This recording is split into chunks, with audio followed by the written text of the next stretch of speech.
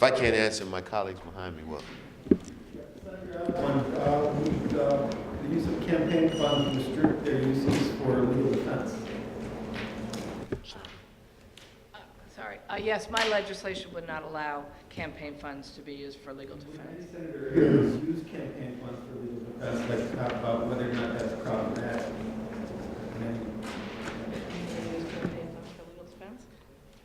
No, it's a fine group of people. So nobody here has done that, nobody here has used campaign funds. I don't think that's not the issue. The issue is what we're trying to establish is we heard what the people said in November and what the people have constantly said. You know, with respect to Albany, they do not trust their legislators up here. We have to regain their trust, and we have to show them that we heard their cries, and we have to lead by examples. The time to lead by examples is now. Any next question? Yes.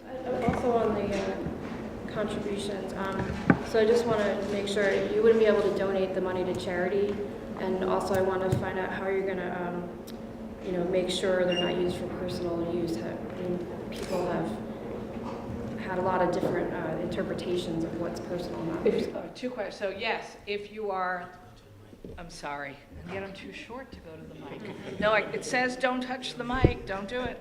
Sorry.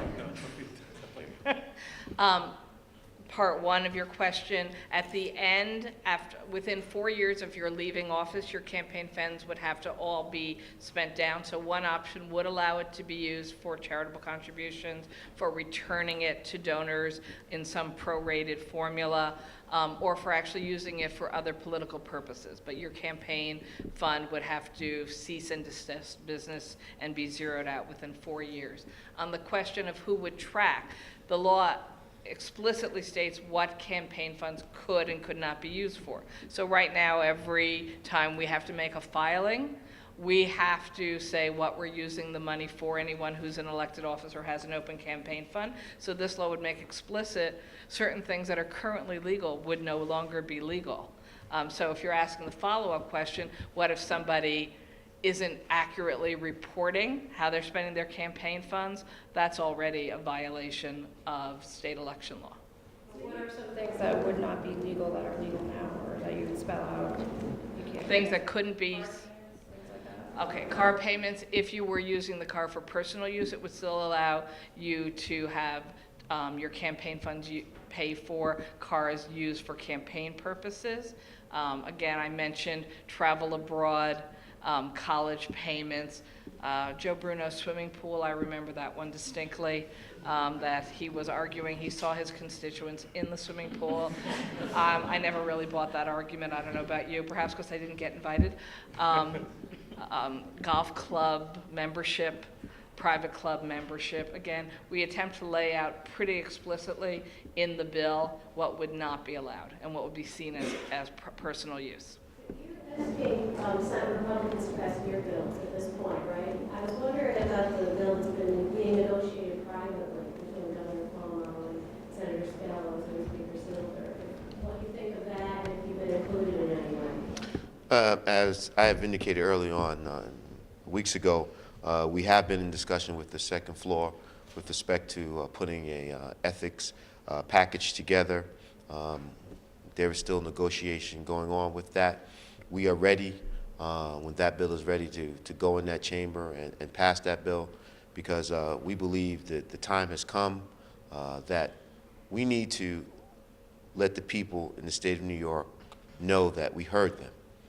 We have cleaned up our act. We're in the process of cleaning up our act, because we really, if we're asking the people to follow us, they have to trust us, and we need to regain their trust. Senator Dabo, a question on your legislation. You say it prohibits business entities from engaging in contributions. Does that include labor unions? How do you define business entities? Again, I think if they have the contract with the state, it may actually be interpretation, but I certainly think if you have a contract with the state, that's what we're trying to limit. Those who have contracts with the state, whatever entity they may be, obviously not prohibiting contributions to the candidate. But in your opinion, would it specifically include? In my opinion, I think the interpretation could be unions. Why not specifically lay it out as such? I mean, business entities is a rather nebulous. I think the intent of the bill is there, and I certainly think the word entity is, broad enough that it can encompass those who have contracts with the state. So I don't think, listing them out, specifically, I don't think it's required, or the fact that the language there is broad enough to be interpreted, that anybody who has a contract with the state should be prohibited from giving contributions to a candidate. CSEA, or they have contracts with the city. It's going to be open for interpretation. Why not make it specific? Why leave it open for interpretation? Because I don't think, like I said, I don't think we needed to put down what the specific entities were. If the intent of the bill is to stop the pay to play, then let's leave it as broad as we can to encompass those who have the contracts with the state. Next question.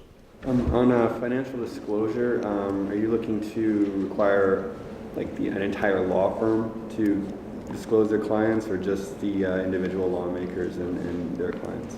The particular legislator. Also on that, what would constitute an unreasonable hardship, and also the number of categories, would they have to be made public? Well, we included that in there because we want to make sure that we do not want to write into law that client confidentiality be violated. I think that is also something that is left open for interpretation. But it has to, we want everybody who is a client of a legislator, when they are somebody that they'll deal with directly, not necessarily a firm, somebody they deal with directly, to be included in the yearly statements. Senator Rivera, who would determine whether or not a privilege was being violated, or whether or not something was a hardship? What body would make that determination? It's unclear at this point. The lawmaker brings the business to the law firm, but doesn't actually get involved in the particulars of whatever that business is.